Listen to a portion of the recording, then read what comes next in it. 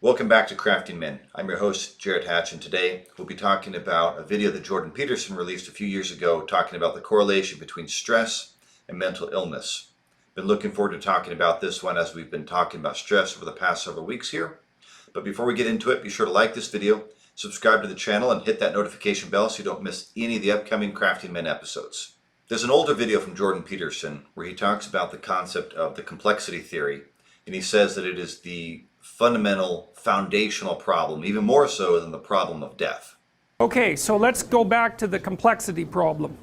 See, I actually think in some sense, it's the fundamental problem. When you read about the terror management theorist types, they think that death is the fundamental problem. And that's a good argument because it's definitely a fundamental problem, but I think it's a subset of the complexity problem. And the reason I think that is because sometimes people's lives become so complex that they'd rather be dead. And the reason they seek death through suicide is to make the complexity go away. Because complexity causes suffering if it's uncontrolled. I think it's very interesting that he talks about control and suffering right here.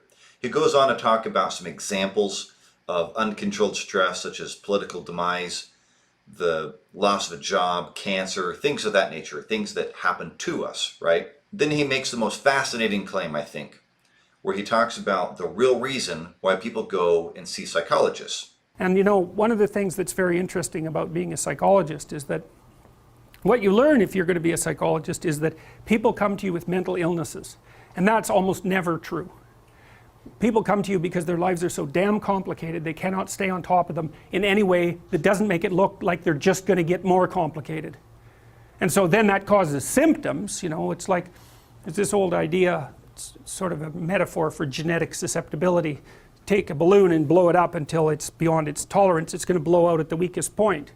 Well, that's sort of what a genetic susceptibility is. If I just keep adding complexity on top of you, at some point you'll blow out at your weakest point. You know, maybe you'll get physiologically ill, maybe you'll start drinking, maybe you'll develop an anxiety disorder, maybe you'll get OCD, maybe you'll get depressed, whatever. There'll be something about you that's the weakest point, and if I just push, that's where you'll blow out. This resonates so well with me. We as humans exist on 4 different planes of existence: the physical, the mental, the spiritual, and the emotional. Through each of these planes of existence is how we interact with ourselves and the broader world. It's a lot easier to understand the physical and the mental ones because we think about life, we think about what we want and what we do, and of course we physically interact with the things we have in life and the people around us. The more abstract ones are faith and emotional. Faith can be very difficult for people to define anymore, as we've devalued the concept of God and belief as something higher than self in our life right now. Additionally, on the emotional side, we have this odd tendency right now to either go to the extreme of having no emotion or the other extreme of allowing emotion to run rampant and control your decision process in life. Either way, it's an unhealthy back and forth that we have with emotion here as well. A critical aspect of all 4 of these planes, however, is that they interact with each other. They're not siloed. We don't just exist right now spiritually or right now mentally. All 4 of them are happening at all times in our lives. And if you have a success or a failure in one, it'll have a ripple effect into the other planes. Consider this: the association and relationship between obesity and depression. It's a chicken or the egg for some people. For an obese person, when you look in the mirror, it can have feelings of hurt and discomfort. These feelings of displeasure and this despair that comes with those feelings starts triggering other desires. This is where comfort food enters, where you get a buzz from eating sugary foods that allow you to feel a temporary form of appeasement, to dull and lessen the emotional impacts of what you're observing in the reality of your life. Now, as I talked about in the other video, our diet can actually kick off the stressors within our body, and that will increase our cortisol levels, which will make it easier for us to gain more weight, harder for us to retain muscle mass, harder for us to sleep well. It'll create difficulties with our thinking. And so, because of this emotional interaction we have with one plane of existence, we can exacerbate several of them with a domino effect, given that one decision of the unhealthy comfort food eating can actually lead to an increase in exasperation of the physical stressors that we have, but also will then limit our mental capacity to think, and the emotion, which is the source of all of it, will continue to feel more and more of a burden and harder to face. Also for addicts, an unknown fact to some people is that celebratory relapses are a thing. An addict has a deadband of comfort, and anything outside of that, good or bad, will actually trigger a relapse. And the reality is, it's not that the addict is wanting the substance. That's a misconception. The addict might have initially wanted whatever the addictive substance was for that escape, and it was fun, perhaps. But over time, that escape is the only thing that the addict feels comfortable or confident in relying upon, and will use it to deaden the senses. Now, most often, these will be negative feelings. This will be the despair and the feeling of overwhelming loss and insignificance that a lot of addicts go through in life. But on the good days, this can trigger it as well, because then the anxiety of not knowing how to react. Again, your body doesn't do the thinking. If you have exciting but unexpected good news, your body's going to have the initial same reactions as exciting but scary news.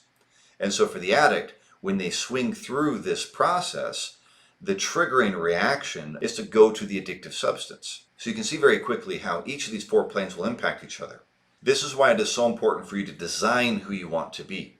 Enough of this crap about finding yourself. It's not like you're playing peekaboo with yourself. There's some sort of secret of the universe that's hidden within you somewhere in the cosmos that you just need to be able to meditate long enough to find. It doesn't work that way. It doesn't make sense. There is no finding yourself. It's not like there's a preset creation of who you are that's just waiting to be discovered. I am not easy to manage. That is an inherently victim-based thought process. It is abdicating your control and your confidence in your life to something outside of yourself. Instead, you need to take the approach of designing who you want to be based on people you can look up to. I have found through reading the journals and letters that were written by great men that have gone before, I'm able to emulate them because I get to know them and understand them. And as I look at how these great and successful men were able to approach life, I can model how I want to approach it. For instance, I love Patton. I love how straightforward and direct he is. All right, now you sons of bitches, you know how I feel.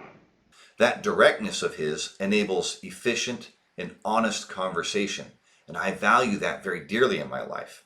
I don't enjoy head games. I don't enjoy trying to guess what's really going on. I appreciate open and frank conversation with those that I allow into my life. But I don't look at his strategies and his tactics where very often he was a full frontal assault. I mean, he's a tanker guy. In my strategy for how to accomplish things in life, I look to instead Francis Marion, or the Swamp Fox of the American Revolution. He was commonly referred to by some tacticians as the father of guerrilla warfare. Francis Marion had an amazing way of finding a critical weakness that could be struck, and then the dominoes would go through it and take out the strength of his enemy. I appreciate the finesse and the art that is behind that, to be able to study and know and understand the problem that you're facing well enough that you can take it apart. And so I emulate him as best as I can in how I approach and solve things instead of hitting them with a frontal assault. Of course, I can go on a lot of other heroes in my life. If you think about each of the 4 planes, obviously there's some devout religious ones in there, being that I am a religious person. But these are my heroes. I'm not here to talk about who my heroes are. I'm talking about the concept. The concept is very simple. You design and craft who you want to be based on other people who have already been successful. By determining who you look up to and who you would like to emulate in your life for different aspects of these planes that we all exist in, you're able to live a true and authentic version of yourself that you are pleased with. To thine own self be true. By leveraging the Stoic approach, we're able to bifurcate everything in our life into 2 broad categories: the things that we control and the things that we do not. For the things that we do not control, we seek to accept them. We seek to understand them for as they are. Not how we wish them to be, but how they really are. And then we in turn focus our energy on the things that we can control and how to navigate through the things that we cannot. By having this focus and this split of energy, you are able to invest all of your time and energy into designing and realizing the person that you want to be. By doing this as well, You're not wasting any of that time and energy in something that is fruitless and will ultimately be depressing because you will fail. This is how we find that peace, that inner peace with ourselves.